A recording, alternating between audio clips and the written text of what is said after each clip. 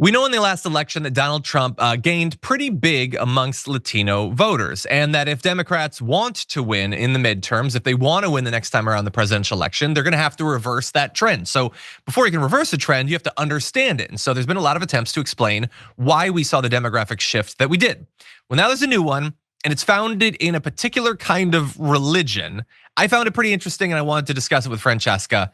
We're gonna do that in one sec, but first, just as a reminder, network exit polls between 2020 and 2024 showed that Trump gained 14 points in support among Latinos, although a bare majority favored Harris still even after that.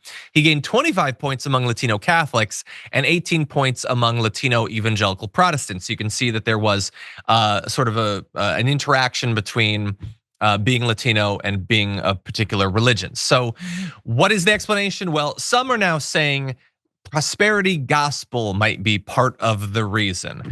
And so you have an Asian Latino pastor in New York who wrote a book on prosperity gospel and Latino Americans, who says, if you take Trump and all of his characteristics, it's almost exactly as any prosperity gospel preacher. The big personality, talking a big game, saying things like no one can do it but him. If for years you've been listening to someone like that, you're not surprised when a political leader says those things. And the Washington Post talked to some particular Latino voters in swing states, and we're gonna give you a few of what they said.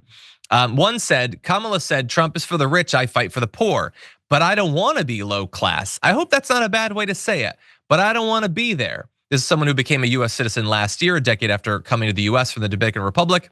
He cast his first presidential ballot for Trump, quote, God doesn't want you to be poor.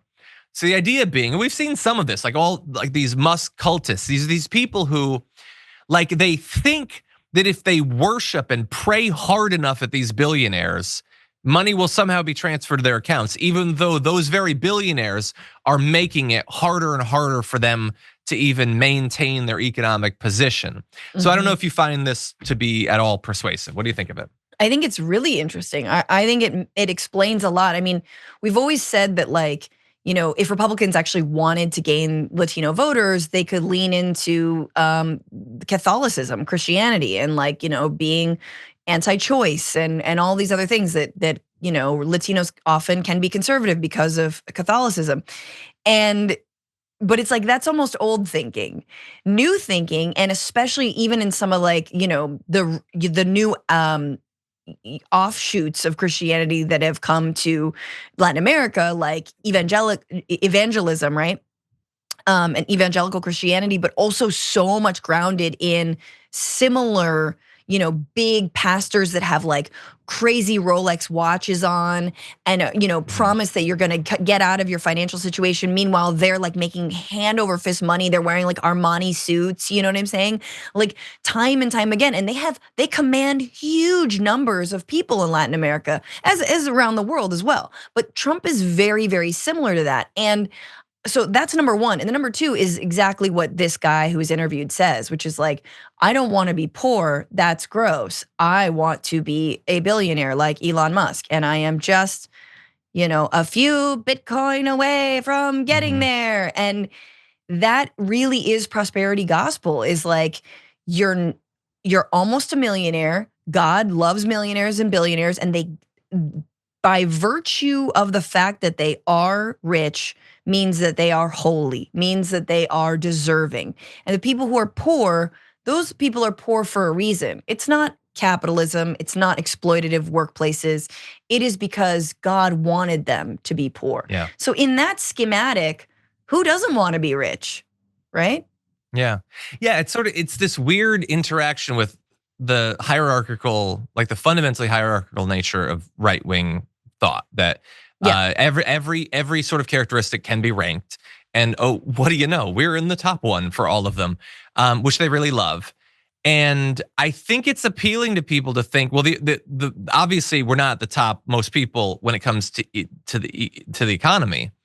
And as things get harder and harder over time, what if there was a cheat code? What if there was a way that you just, well, I don't think I can just work and actually improve my lot, so there has to be something else.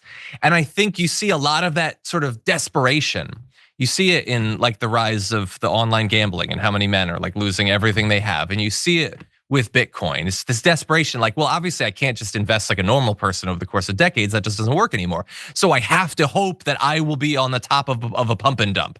Yeah. And then also maybe prosperity gospel. I think people are just getting more and more desperate. And some of them, it'll be funneled into religion. Some of them, it'll be funneled into, I don't know, like the brosphere, financial advice and all of that. They're all just hoping for something that lets them avoid the financial realities that maybe are conscious to them, maybe unconscious. And they somehow think that the people who bow down the best to the people who are actually like suppressing them, the people they're the origin of the oppression you're experiencing. They think that somehow maybe we'll be okay. I don't know. Yeah. I don't get it. Yeah, and I do think that, like, you know, Latino men going for Trump is actually just a sign that, like, it's a funny sign because it's of demographic change. It's the exact thing that Trump supposedly and MAGA supposedly mad about and scared of, but actually it just bears out that no, the Latinos have been here for generations and they're part of the American fabric of society, and they are as susceptible to the lies spun by Donald Trump and again of the lack of promises delivered on by the Democratic Party, considering how to the right they've been now on immigration, that like it's kind of a testament to you know, like the fundamental nature of our country, which is the melting pot or the whatever, fruit salad or whatever we're supposed to call it. You know, it is a diverse place. And there is stratification among Latino voters. There's stratification in terms of class. There's stratification in terms of race. Obviously, there's the similar stratifications in terms of gender, but especially when it comes, this is capitalism, man. It is when you walk by an unhoused person, we are told that it's okay because you've done something in your life that's prevented you from being that person. And you're entitled to walk over that person. That person did something terrible. They must be on drugs. They must be mentally ill, which is of course their own fault somehow. They must have, you know, whatever. They didn't go to college, you know. When most of us, again, as we know, $400 away from being bankrupt, just a diagnosis away from being bankrupt. So it plays into prosperity gospel really is like the religion of Christian nationalism, blaming people for their own lot and saying that the rich have been, you know, smiled upon by God. And the media side takes, like, all the people who are watching Fox, many of them are struggling, but you get to watch Jesse Waters and he leads you in a 15-minute hate against the unhoused. And you get to feel better by hating the people who are doing worse. Well, at least you're not them. You know, it could be worse. He'll constantly remind you.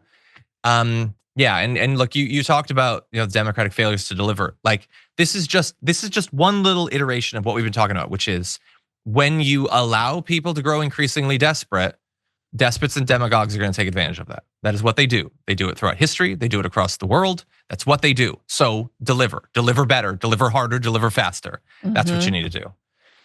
Anyway, and super fast thing, last thing. I do think that like a Bernie style, an AOC style, progressive, economically focused platform is how you win. But I also want everyone to be ready.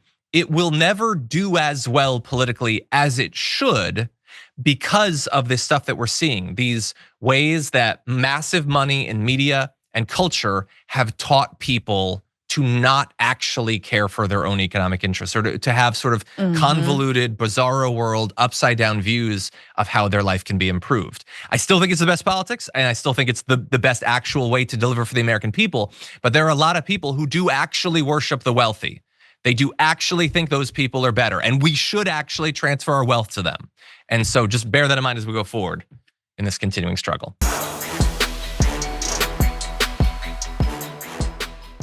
Thanks for watching our video. Did you know that you can support our show by becoming a subscriber? Just click the subscribe button and also ring the bell so that you get notifications when we're live or when we post new content.